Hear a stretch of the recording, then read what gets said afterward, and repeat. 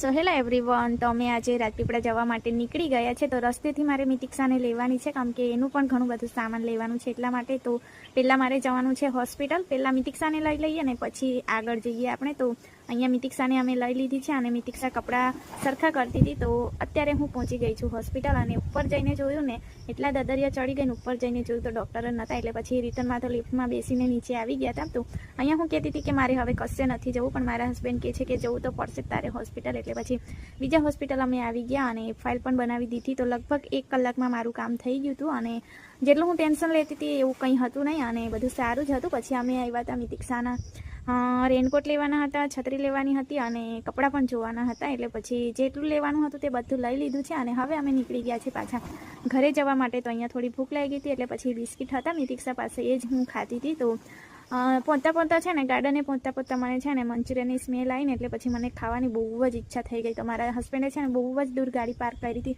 તેમ છતાં હું એકલી ચાલીને એટલે દૂર મંચુરિયન લેવા ગઈ હતી. તો આજે મારા હસબન્ડ પણ મને હસતા હતા કે એટલું બધું તારે ખાવું હતું કે તું એટલું બધું ચાલીને ગઈ. બાકી મેં છે ને ચાલવામાં બહુ આળસુ છું. તો કંઈ નહીં, આજનો વિડીયો ગમ્યો હોય તો વિડીયોને લાઇક, શેર અને સબસ્ક્રાઈબ. બાય બાય, જય માતાજી.